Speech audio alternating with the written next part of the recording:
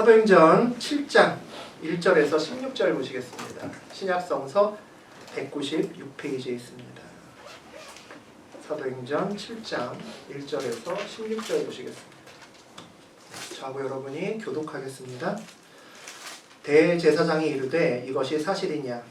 스데반이 이르되 여러분 부형들이 얻으소서. 우리 조상 아브라함이 하나님의 이삭을 소부담이하여 있을 때 영광의 하나님이 그에게 보여 이르시되 내 고향과 친척을 떠나 내가 내게 보일 땅으로 가라 하시니 아브라함이 갈대아 사람의 땅을 떠나 하나님의 떠나다 그의 아버지가 죽음에 하나님이 그를 거기서 너희 지금 사는 이 땅으로 옮기셨느니라. 그러나 여기서 발붙일 만한 땅도 유업으로 주지 아니하시고 다만 이 땅을 아직 자식이 없는 그와 그의 후손에게 소유로 주신다고 약속하셨으며 하나님도 이와 같이 말씀하시되 그 후손이랑 가르쳐서 남자가 되리니 그 땅 사람들이 종으로 삼아 40년 동안 괴롭게 하리라 하시고 또 이르시되 종 삼는 나라를 내가 심판하리니 그 후에 그들이 나와서 이곳에서 나를 섬기리라 하시고 할례를 아브라함에게 주셨더니 그가 이삭을 낳아 8해 만에 할례를 하고 이삭이 야곱을 야곱이 우리 12조상이라 하리라. 여러 조상이 요셉을 시기하여 애굽에 팔았더니 하나님이 그와 함께 계셔 그 모든 환난에서 건져내사 애굽 왕 바로 앞에서 은총과 지혜를 주시매 바로가 그를 애굽과 자기 온 집을 통치자로 세웠느니라. 그때 애굽과 가나안 온 땅에 흉년이 들어 큰 환란이 있을세 우리 조상들이 양식이 없는지라 야곱이 애굽에 곡식이 있다는 말을 듣고 먼저 우리 조상들을 보내고 또 제차 보냄에 요셉이 자기 형제들에게 알려지게 되고 또 요셉의 친족이 바로에게 드러나게 되니라. 요셉이 사람을 보내어 그의 아버지 야곱과 온 친족 75사람을 청하였더니 야곱이 애굽으로 내려가 자기와 우리 조상들이 거기서 죽고 세겜으로 옮겨져 아브라함이 세겜 하몰의 자손에게서 은으로 값주고 산 무덤에 장사하니라. 하나님 말씀입니다. 아멘. 네, 우리 사도행전 7장 1절에서 16절까지 함께 읽으셨습니다. 우리 그 내용 가지고 땅이 아니라 사람으로 이어진다. 땅이 아니라 사람으로 이어진다라는 제목으로 함께 나누겠습니다. 우리 지난 시간에 복음을 전하던 스데반 집사님이 억울하게 궁지에 몰리는 그런 장면을 함께 봤습니다. 우리도 세상에서 궁지에 몰릴 때가 가끔 있죠. 스데반이 궁지에 몰리는 과정을 보면 우리가 옛날에 그때 또 앞으로 언젠가 궁지에 몰릴 때 그렇게 당할 수도 있겠구나라는 생각이 듭니다. 우리 스데반은 처음에 세상이 스데반에 대해서 거짓 증인을 내세웠습니다. 그래서 내가 하지도 않았는데 했다고 거짓말하게 됨으로써 구속으로 모는 그런 과정이 나옵니다. 모세의 율법과 성전을 모독했다고 처음에 죄를 뒤집어 씌우면서 시작했죠. 그리고 다수의 사람들을 동원했습니다. 여러 디아스포라 유대인, 자유인들이 모여서 한꺼번에 둘러서서 많은 사람들이 한 사람을 지목해서 그 사람을 공격했다는 거죠. 세상 사람들은 많은 사람들이 소리를 높이면 이긴다고 생각합니다. 민주주의가 그런 것이 아닌데 민주주의를 부당하게 이용하는 예라고 볼 수 있죠. 그 다음에는 장로와 서기관들의 세상의 권위자들을 등에 업고 스데반을 부당하게 또 처리하려고 합니다. 압력을 가한다는 거죠. 권력자들을 이용해서 세상의 힘을 가지고 한 사람을 구석에 몰기도 합니다. 유대인의 최고 법정기구 사내드린 공회에 스데반 집사를 고소를 했습니다. 세상의 법을 이용해서 겁을 준다는 거죠. 이와 같은 상황에 빠진 어찌 보면 완전히 사면초가인 거죠. 이걸 어떻게 해야 되지? 아무것도 보이지 않는 코너에 몰린 정말 쥐와 같은 이와 같은 상황에서 스데반 집사님의 반응을 우리가 볼 수 있었습니다. 우리 지난 시간에 보았던 것처럼 그 얼굴이 천사의 얼굴과 같더라 라고 하는 것이 스데반 집사님의 반응을 요약한 한 줄이라고 생각합니다. 위험한 순간임에도 눈 하나 깜짝하지 않고 미동도 하지 않았다라는 거죠. 스데반은 우리가 다 아는 것처럼 사도행전에 제일 처음 나온 순교자가 스데반 집사님입니다. 이 사내드린 공회에서 오늘부터 나누는 이 공회의 이야기에서 즉결 심판으로 돌에 맞아서 이제 순교했던 분이죠. 죽은 이유는 이 공회에서 오늘부터 우리가 함께 나눌 그의 설교 때문이었습니다. 사도행전은 여러 편의 설교가 나옵니다. 우리는 이미 베드로의 놀라운 설교를 다루었고 이후에도 몇 편의 설교를 다룰 겁니다. 사도행전에 실려있는 설교 중에서 가장 긴 설교로 들어가 있는 것이 스데반 집사님의 설교입니다.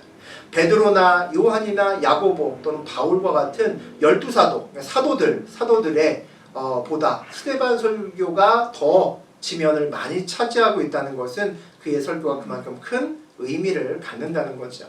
설교 때문에 죽었다는 것은 뭘 의미할까요? 예수를 대적하고 그의 부활이 아니라고 하는 그 많은 무리들이 왔다가 신학적으로 종교적으로 싸우다가 망신당했다는 겁니다. 참패를 당했다는 거죠. 반드시 이겨야 되는 그 논쟁에서 창피를 당하니까, 제압당하니까, 반론의 여지가 없어지니까 야 그냥 다 엎어, 더 이상 얘기하지 마, 쟤 죽여, 이렇게 해서 군중심리 동원해서 처형이 즉결로 이루어졌다는 겁니다. 그만큼 스데반 집사님의 설교는 놀라웠다는 거고 생명을 갖고 있었다는 거죠. 믿음의 후세들인 우리도 그의 설교를 통해서 받아야 할 중요한 메시지가 역시 동일하게 있는 줄로 믿습니다. 오늘은 그 설교의 처음 도입부입니다. 우리 도입부를 함께 보면서 은혜 나누는 시간 되도록 하겠습니다. 우리 제일 처음 1절에서 뭐라고 나오냐면 함께 읽어볼까요? 대제사장이 이르되 이것이 사실이냐? 오늘 시작입니다. 디아스포라 유대인들로 이루어진 자유인들이 스데반 집사를 고발하죠. 얘가 문제가 많아 성전을 비방하고 모세의 율법도 아니라고 하고 신성 모독죄를 덮어씌웠습니다. 아마 그가 끌려온 지금 공회는 아주 살벌한 분위기였을 겁니다. 많은 사람들이 둘러싸서 한 사람을 노려보고 있는, 언제 죽을지 모르는 그런 상황이었겠죠. 그때 가장 높은 곳에 있는 심판관의 역할이죠. 대제사장이 입을 열어서 그 분위기 속에서 엄중하게 이야기를 합니다. 이것이 사실이냐? 이렇게 묻는 거죠. 네가 정말 율법을 모욕하고 그리고 성전을 비방했냐? 이렇게 묻는 겁니다. 말 한마디 까딱 잘못하면 정말 죽을 수도 있는 그런 상황인 거죠. 그런데 이 한마디 질문에 스데반의 긴 연설, 긴 설교가 시작됩니다. 무려 52절에 달하는, 물론 이거보다 더 길었겠죠. 근데 추려서 요약한 것이 52절 정도 되는 가장 길게 기록된 설교가 오늘부터 나옵니다. 2절 우리 같이 보시겠습니다. 스데반이 이르되 여러분 부형들이여 들으소서. 우리 조상 아브라함이 하란에 있기 전 메소포타미아에 있을 때에 영광의 하나님이 그에게 보여. 여러분 부형들이여 들으소서라고 그의 말을 시작합니다. 자기를 죽이려고 달려드는 사람들에게 부모, 형제라고 부릅니다. 부형이라고 하고 부르는 것은 더군다나 그것을 이제 높여서 부르는 말입니다. 존댓말이라는 거죠. 공회에 모인 유대인들을 향해서 질타의 목소리가 아니라, 그들을 지도하는 목소리가 아니라 안타까운 목소리로 이야기를 했다는 거죠. 존중의 의미를 담아서 이야기했다는 겁니다. 그들도 스데반이 알고 있는 이 복음과 그리스도의 진리를 제발 좀 받아들였으면 좋겠다, 그런 마음으로 전했다는 거죠. 하지만 그 소리가 공회에 함께 있는 스데반을 뺀 나머지 사람들에게는 정말 듣기 싫은 소리였겠죠. 우리가 누군가에게 정말 맞는 소리인데, 진리인데, 이 소리 하면 싫어할 텐데 라는 말을 하게 될 때가 있습니다. 그럴 때 있으시죠? 우리가 그런 이야기를 정말 상대방이 받아들이기를 원한다면 가장 중요한 것이 뭐냐면 말하는 사람의 자세입니다. 내가 상대방을 가르치려는 자세로, 지도하는 자세로 얘기를 하면 아무리 좋은 말을 이야기를 해도 그 말은 잔소리가 됩니다. 내가 정말 안타까움과 간절함을 가지고 이야기를 해야 내 말이 상대방의 가슴을 울릴 수가 있다는 거죠. 내 입에서 나오는 말이 상대방의 가슴을 울려야 우리 입에서 나오는 말을 상대편이 받아들인다라고 생각하시면 됩니다. 복음도 마찬가지고 여러분이 가정이나 또는 사업장에서 하는 훈계도 마찬가지입니다. 우리의 자세에 따라서 똑같은 이야기를 해도 상대편의 반응이 180도 달라질 수 있다는 겁니다. 특히 자녀나 또는 아끼는 또 부하 직원이나 다른 사람들에게 이야기를 할 때 이야기하는 사람의 마음이 정말 중요합니다. 입에서 말이 나갈 때 말만 나가는 것이 아니라 함께 나가는 것이 있습니다. 말하는 사람의 감정이 함께 나갑니다. 말이 내용이라면 감정은 그것을 실은 배라고 저는 생각합니다. 좋지 않은 배에 아무리 좋은 진리의 말씀을 실어서 입으로 내보내도 그 배가 그의 상대편의 가슴까지 가지 않습니다. 귀에서 귀만 때리고 돌아온다는 거죠. 좋은 배에 태워 보내야 그 말이 가슴까지 또 그의 심장까지 갈 수가 있습니다. 내가 말을 할 때 얼마나 나의 마음을 담아서 진심으로 간절하게 안타까움을 담아서 이야기하느냐가 중요하다는 거죠. 스데반은 오늘 예수 그리스도의 이야기를 하기 위해서 그 시작부터 그의 마음을 다해서 이야기한다라는 것을 우리가 알 수 있습니다. 자기를 죽이려고 하는 사람들에게 안타까움과 사랑까지 담아서 나의 부형이요 좀 들어주십시오 라고 이야기를 합니다. 어떻게 이럴 수가 있을까요? 또 왜 이러는 걸까요? 스데반이 거듭났기 때문입니다. 그는 이미 영원한 생명, 구원을 이미 얻은 사람이기 때문이죠. 구원과 그리스도의 생명을 이미 자기의 가슴에 가지고 사는 사람은 그의 삶이 다를 수밖에 없습니다. 거룩한 생명이 내 몸 안에 있고 또 느끼는 그 사람이 생명이 없는 사람을 보게 되면 그 사람에게 질타할 수가 없다는 거죠. 저 사람은 내가 가진 이 생명을 모르는구나 라고 생각하면 긍휼과 안타까운 마음이 들지 않을 수가 없다는 겁니다. 이것이 느껴지지 않으면 말하는 사람에게 오히려 문제가 있다는 겁니다. 메소포타미아에 있을 때 영광의 하나님이 그에게 보여라고 말합니다. 우리가 창세기 때 다 배운 내용입니다. 이스라엘 사람들의 시작점에 있는 아브라함을 거론하죠. 한 사람을 하나님께서 부르셨습니다. 그런데 부르신 장소가 가나안이 아니었다는 거죠. 멀리 떨어져 있는, 약속의 땅에서 멀리 떨어져 있는 메소포타미아에서 있을 때 부르셨다는 겁니다. 그 메소포타미아에 영광의 하나님이 나타나셨다라고 오늘 기록하죠. 지금 스데반과 유대인이 서 있는 이곳, 약속의 땅 가나안이 아니라 메소포타미아 이방 땅에, 그 땅에서 먼저 하나님의 영광이 나타나고 시작되었다는 겁니다. 거기서부터 구속사가 나타났다는 거죠. 약속의 땅이 아니라, 장소가 아니라 하나님이 어디 계시는지, 하나님 영광이 어디 있는지 그것이 더 중요하다는 이야기입니다. 우리 3절 보시겠습니다. 이르시되 내 고향과 친척을 떠나 내가 내게 보일 땅으로 가라 하시니, 하나님은 아브라함을 먼저 떠나라고 하시고 이후에 목적지를 알려주시겠다라고 이야기하십니다. 먼저 고향과 친척 떠나라는 거죠. 무슨 얘기입니까? 내가 살고 있고 살 수 있는, 살기 위해 붙들고 있는 모든 것들을 지금 내려놓으라는 겁니다. 그것으로 시작하라는 거죠.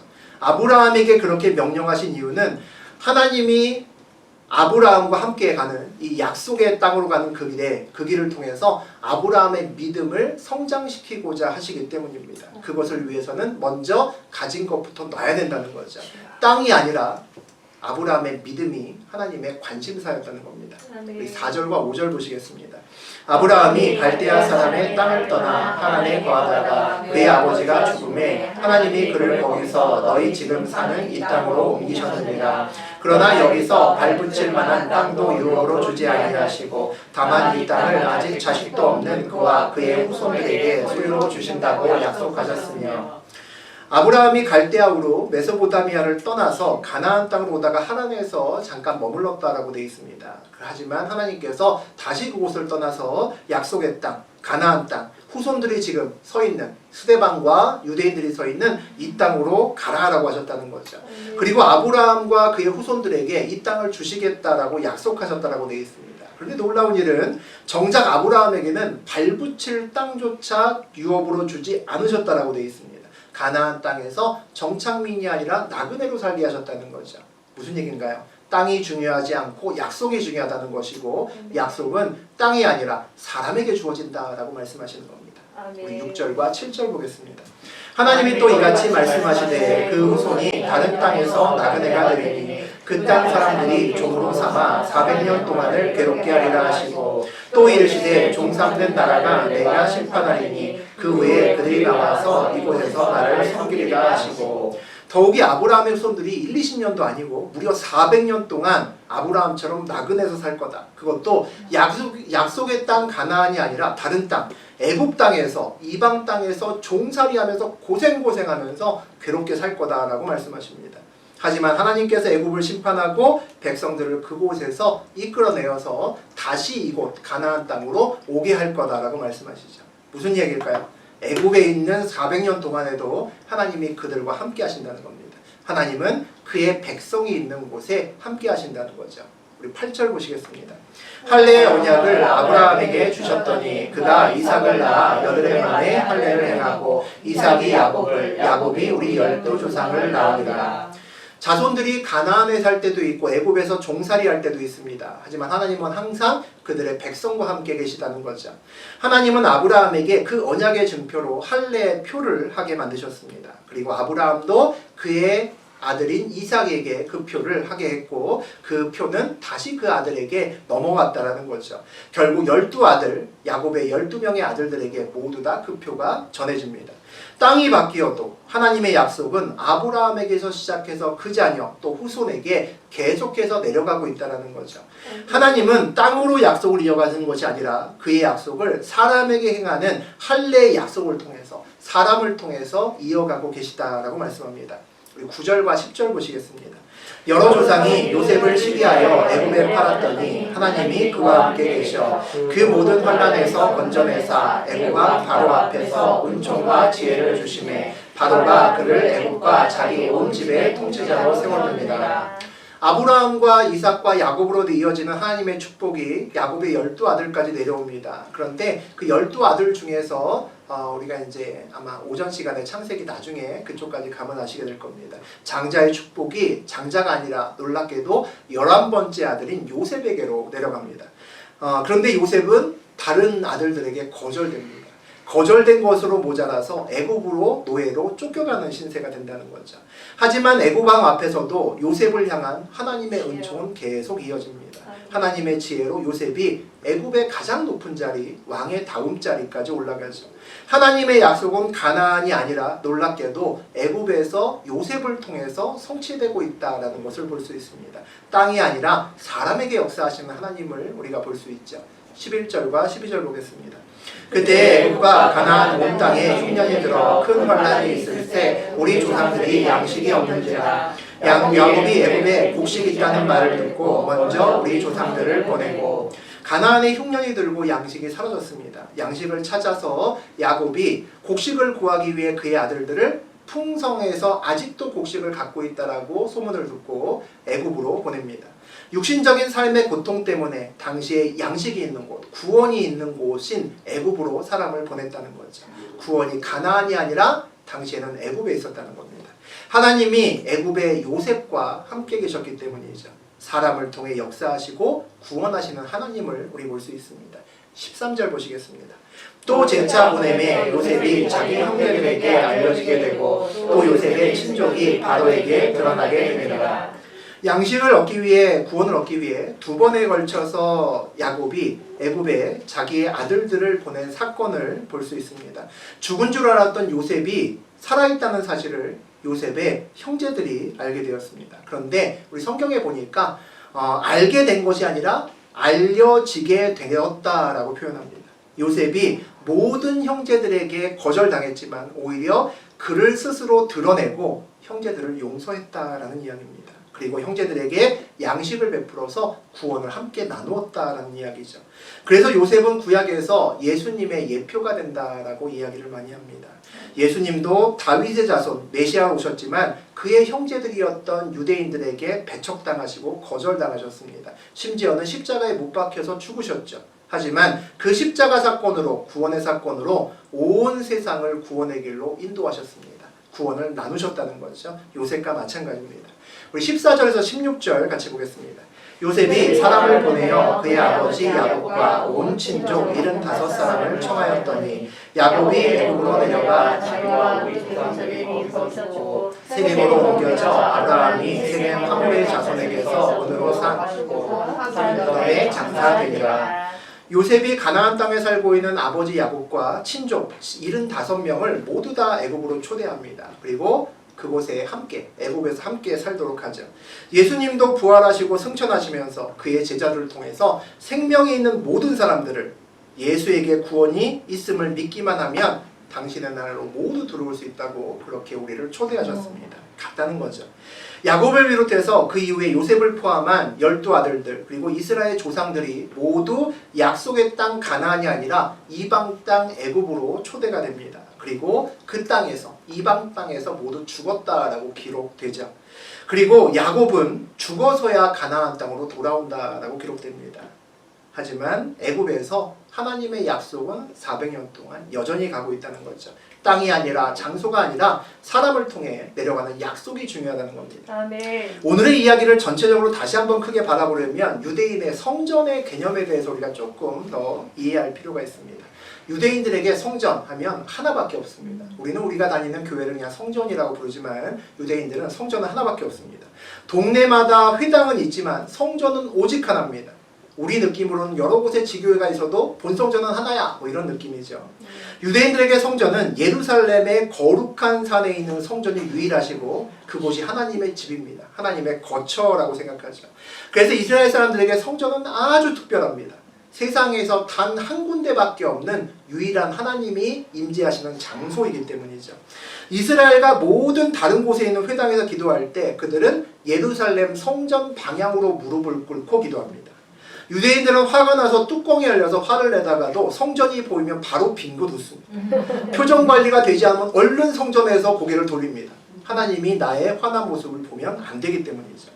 그들은 지나가다가 급하게 소변이 마려운데 근처에 화장실이 없어서 노상 방뇨를 할 때도 절대로 성전 방향으로 실례를 하지 않습니다. 다른 쪽을 반드시 보고 해야 됩니다.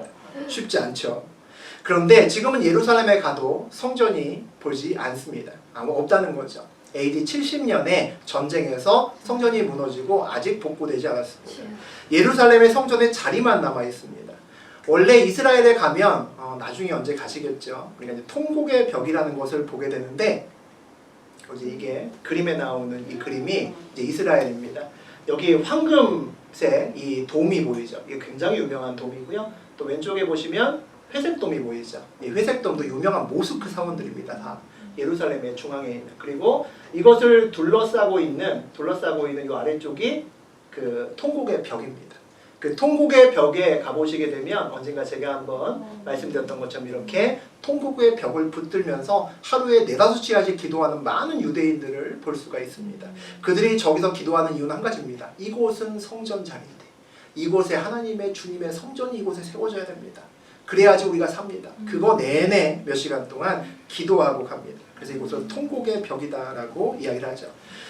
이 성전의 자리가 어디냐면 지금은 이제 모스크 이게 서 있습니다. 그 성전의 자리에. 이 성전의 자리가 어디냐면 아브라함이 이삭을 바쳤다고 하는 전해지는 모리아산의 정상에 가게 되면 평평한 바위가 있습니다. 이 평평한 바위 위에 지어진 것이 그 성전 자리라고 보시면 됩니다. 그런데 지금은 그곳에 황금돔을 갖고 있는 모스크 사원이 지어져 있다는 거죠. 그러니까 이전에 이 땅이 다시 이스라엘이 차지하기 전에 이슬람 국가가 있었습니다. 그래서 그들이 이곳에다가 저 모스크 사원을 세운 겁니다. 왜냐하면 그들이 이곳에 세운 이유는 이곳이 역시 그들에게도 성전이기 때문입니다. 이곳이 역시 그들에게도 놀라운 성지이기 때문이죠. 이 예루살렘은 기독교뿐만 아니라 유대교 그리고 무슬림 사회 그 모두에게 다 아주 중요한 성지입니다.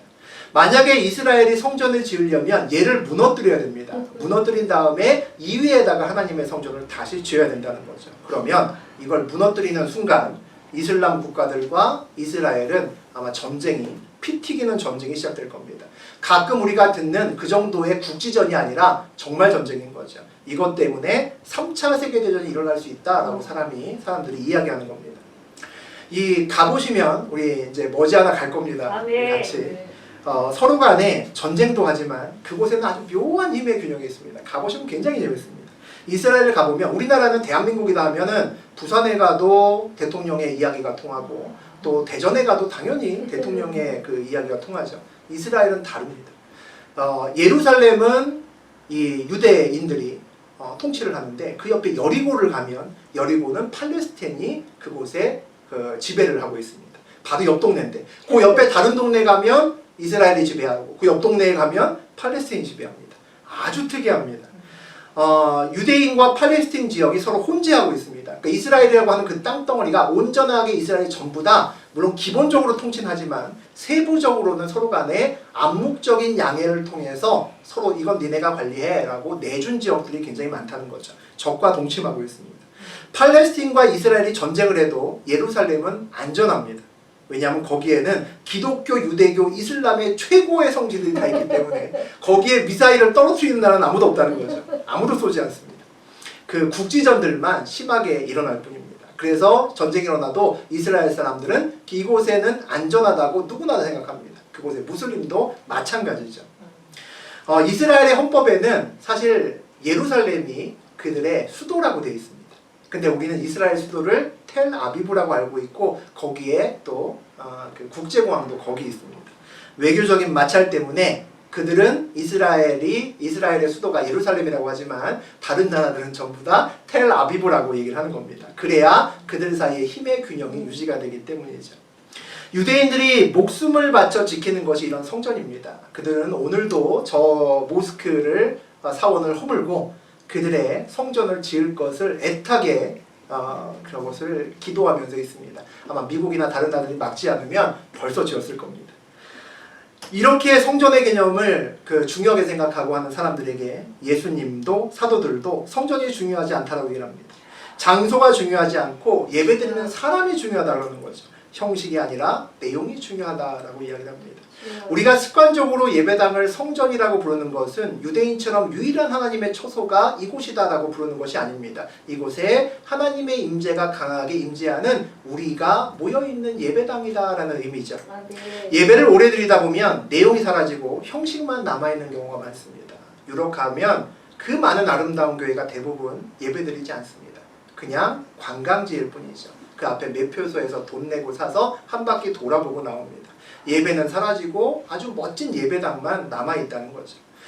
우리도 마찬가지입니다. 우리의 예배가 얼마나 뜨거운지에 관심이 좀 더 많으셔야 됩니다. 만약에 예배 드리고 나서 이번 주일에 얼마나 예배 분위기가 좋았는지, 찬양은 선곡이 잘 되었는지, 예배 진행은 매끄러웠는지, 오늘 설교는 좀 괜찮았는지, 대표 기도는 잘했는지, 이상한 소리 안 했는지, 이런 것들을 보고 있으면 우리가 더 문제일 수 있다는 겁니다.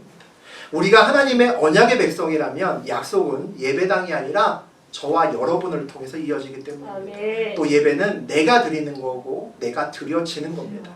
장소가 아니라 예배의 형식이 아니라 하나님의 약속을 품고 있는 우리가 중요하다는 거죠. 예배당 이전에 우리 자신이 하나님의 거룩한 성전이다라는 것을 우리가 잊으면 안 됩니다. 내가 거룩한지 내 안에 하나님의 은혜가 충만하게 있는지가 훨씬 더 중요하다는 거죠. 만약에 우리가 오늘 이야기를 통해서 우리 스데반이라면 억울하게 누명을 쓰고 지금 재판장이나 다른 나를 싫어하는 많은 무리들에게 둘러싸여 있는 거죠. 그러면 여러분은 무슨 말을 하게 될까요?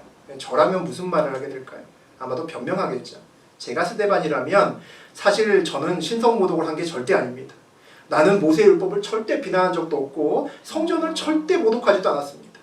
아 정말 억울합니다. 난 정말 죄가 없습니다. 전 그랬을 것 같습니다. 그런데 오늘 스데반은 그렇게 얘기하지 않았다는 거죠.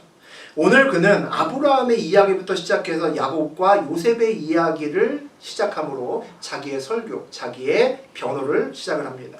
오늘 목숨이 왔다 갔다 하는 위기의 순간임에도 우리 스데반 집사님의 말을 듣다 보면 별로 위기감도 느껴지지 않고 자기가 할 이야기를 그냥 한다는 거죠. 아쉬운 소리로 변명을 하는 것이 아니라 자기의 의견을 담대하게 말하고 있다는 생각이 듭니다. 하지만 우리는 보통 궁지에 몰리면 소극적으로 바뀝니다. 그리고 아쉬운 소리 하면서 변명합니다. 그 이유는 그것으로 인해서 내가 손해볼까봐 그게 가장 큰 거죠. 그리고 상대편이 나의 변명을 이해해주고 설득되기를 원합니다. 근데 가만히 생각해보면 보통은 궁지에 몰렸을 때 우리가 아쉬운 소리 한다고 절대 설득되지 않습니다. 설득될 수 있었다면 애초에 궁지에 몰리지 않았을 겁니다. 그래서 궁지에 몰렸을 때도 담대하게 나의 이야기를 하는 것이 중요합니다. 궁지에 몰렸을 때 나의 이야기를 하는 것이 큰 소리로 내 주장을 강하게 소리를 버럭버럭 지르면서 얘기하는 것이 아닙니다. 만약에 그렇게 한다면 그냥 변명하는 이만 못한 결과를 얻게 될 가능성이 더 높습니다. 상대편이 설득당하기는커녕 오히려 이놈 봐라 그리고 악감정을 가지고 대할 가능성이 높다는 거죠. 궁지에 몰렸을 때도 담대하게 나의 이야기를 할 수 있다는 것이 무슨 얘기일까요? 내가 평상시에 나의 이익에 자리에 초점을 맞추고 살지 않았을 때 그럴 때 우리가 그런 이야기를 할 수 있습니다. 나의 이익과 자리를 붙들고 있는 사람은 궁지에 몰렸을 때 절대 담대할 수 없습니다. 그 붙들고 있는 것을 놓칠까봐 애가 탄다는 거죠. 위기의 순간에 구차한 변명하든가 남에게 책임을 넘기려고 애쓰던가 나를 방어하기 위해서 화를 내고 소리를 지르다가 결국 똑같이 빼앗기고 말 겁니다. 내가 하나님의 길을 정말 걷고 있다면 작은 일에도 하나님의 뜻을 물으면서 가고 있다면 갑자기 궁지에 몰려도 당황하지 않습니다. 그동안 나의 말과 행동이 내 이익이 아니라 하나님 뜻을 물으면서 왔기 때문입니다. 그리고 부당하게 이것을 오늘 뺏긴다고 해도 나는 하나님을 붙들고 갈 것이기 때문에 두렵지 않다는 겁니다. 하나님이 나를 복주시고 나를 채우신다는 것을 내가 믿기 때문이죠. 나의 말과 행동이 하나님께 뜻에 뿌리를 둔다는 것은 하나님이 내가 말하고 행동하는 명분도 되고 하나님이 나의 이유도 된다는 것입니다. 그러면 상황에 휘둘리지 않는다는 거죠. 그래서 하나님의 백성은 평상시에 여러분이 가정에서 또는 사업장에서 직장에서 살 때 내가 말과 어떤 행동을 할 때 그냥 쉽게 하는 것이 아니라 늘 하나님 앞에서 명분과 이유를 찾으려고 애를 쓰셔야 됩니다. 아멘. 왜 그럴까요? 우리가 바로 성전이기 때문입니다. 하나님은 예배당과 함께 하시기 전에 우리와 함께 하시기 때문입니다. 아멘. 우리가 이곳을 성전이라고 감히 부르는 이유는 하나님이 함께 하시는 작은 성전들인 우리가 함께 모여서 예배하기 때문입니다. 그래서 우리는 이곳을 성전이라고 부릅니다. 하나님의 약속은 땅이 아니라 예배당이 아니라 하나님을 품고 사는 우리를 통해서 이어집니다. 우리가 성전이 되어야 되고 우리의 자녀가 성전이 되어야 된다는 거죠. 한 주간도 약속의 자녀답게 성전답게 살아가는 저와 여러분 되었으면 좋겠습니다. 한 주간도 우리가 작은 행동하고 작은 판단하고 이런저런 일을 할 때 나의 행동과 말에 의미를 부여하면서 살아가는 한 주간 되었으면 좋겠습니다.